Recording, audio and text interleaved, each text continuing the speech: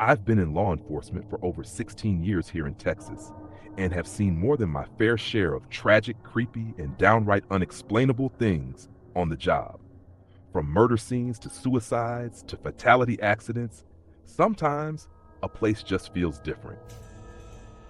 There was one call I went to, a death notification, that really freaked me out. I had to contact some family members of deceased woman that was involved in a fatal car accident a few miles away from her home. When I arrived, I met a woman near the roadway just inside the property gate. She said she heard me coming from miles away. I asked her if she lived at the residence, which she confirmed she did. After asking her to speak with me at the house, she agreed, but said she needed the walk, as the house was about 75 yards from the road. After making it to the house, I approached the front door on a small wooden porch and began scanning the driveway for the woman. It was about 1 a.m. and completely dark. While looking for the woman, the front door opened and a younger woman appeared. She was concerned about my presence and asked if everything was okay. I asked if I could speak with her and any other adults inside, and she welcomed me in. I told her I would wait for the woman I met near the gate, and she told me nobody else should be home. I then freaked out and began searching the property. Nothing.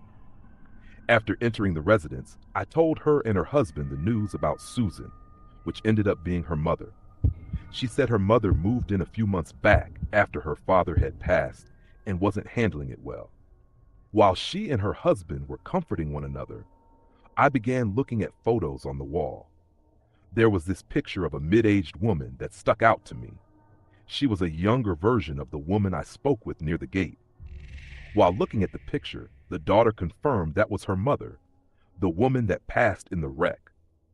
I spoke with the ghost of the individual that died in the crash just before telling her family what happened. I've had a few experiences, including seeing an entity in my sorority house. I know, the haunted sorority house. It sounds like a horror movie, but that's not the one that sticks out the most. I was at a friend's house one evening. We were watching the movie Saving Private Ryan. My friend wanted to go to bed, but said I was more than welcome to sleep on her couch as I wanted to finish watching the movie. I finished the movie, turned off the TV and lights, and drifted off to sleep. Sometime during the night, I woke up to a tiny, elderly woman standing over me. She was rubbing my arm, like something your mom would do when you're sick. I knew she was trying to comfort me. As soon as I opened my eyes, she dissipated. She was wearing Victorian mourning clothes, and her hand that was caressing me was encased in a fingerless black lace glove. Her hand was the last thing I saw before she disappeared. I was half awake, so I just rolled over and went back to sleep. The next morning, after I had time to process what I had seen, I was a little creeped out, to say the least. I never slept over at that friend's house again.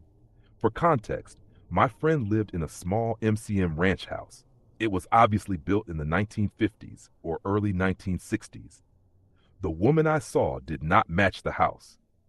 Looking back upon the situation, it was at a time in my life where something very traumatic had just happened to me. While I was freaked out by her then, now I sometimes get emotional when thinking about her. I think she's somehow attached to me. I will die on the hill that she was just trying to comfort me. But one of the weirdest things was also witnessed by my very skeptical husband. We were driving in our town around 2 p.m. in broad daylight. It was a Saturday, and we were heading home while out running errands.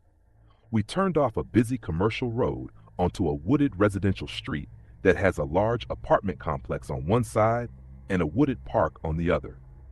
As we drove down the street, we got to the bottom of a hill, and something ran in front of our car.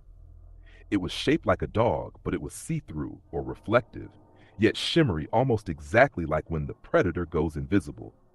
Its material was as if a metal mixing bowl was liquefied into the shape of a dog. It ran right in front of our car, and we slammed on the brakes and were like, "What the hell is that? Did you see that?" It kept running across the road and then disappeared before getting to the other side of the road. This was over 10 years ago, and last year I had a Lyft driver who asked me if I believed in aliens. I said I was open to just about any possibilities because I had seen things I couldn't explain before. He proceeded to tell me about an animal that got into his fenced yard that was exactly the same as the see-through thing my husband and I had seen. He described it exactly the same way, and he claimed that it was trapped in his backyard, and he was so freaked out that he called the cops. He said they arrived and there were two cops who both saw it. As they approached it in his backyard, it just disappeared. He said the cops then refused to engage with the situation any further, GTFO. And when he asked them to file a report or what they were going to do, they said they couldn't help him because they would get ridiculed and lose all credibility if they reported it. I couldn't believe it. And I said, dude, I have seen the exact same thing. I told him my story, and we were both flabbergasted that we had had this same experience in our town. He lived on the east side, and I had my experience on the south side. It's so bizarre. I have no idea what to make of it. When I was around 14, 11-ish years ago, I was at a friend's house on NYE babysitting her little sisters who were around 8, 9 years old. We'd put them to bed at around 9-ish and were downstairs around an hour later when we've heard banging upstairs, footsteps, doors opening and shutting, etc., like somebody was running around. Obviously, assuming it was my friend's sisters, we've gone upstairs and both sisters were fast asleep in bed. Rooms on opposite sides of the staircase, so we'd have seen them running back to their rooms to pretend to be asleep if it was them. Friend's family got a medium around after a number of strange incidents, and the medium confirms that many years prior to them living there, a family involving young children were supposed to be being kicked out by the council. Not wanting to leave, the parents have killed the children and then themselves. We've tried looking into the history of the house over the years, but haven't managed to find anything relating to what the medium said. Still freaks me out to this day. They obviously ended up moving house. My grandpa passed away on the morning of my 18th birthday. I am 41 now. I have had visits from him since in my dreams. I think last night, though, was the last. I kissed his cheek, told him I love him, and I'll be okay. I've smelled his aftershave in my private bathroom. If it was my room, I'd think, oh, maybe someone wandered in lost. But it was in my bathroom, far enough from the door, with the bathroom door shut, that they'd know it wasn't their room. Nothing amiss in either room. My other grandpa, he passed the day after my 17th birthday. His dream visit was more straightforward.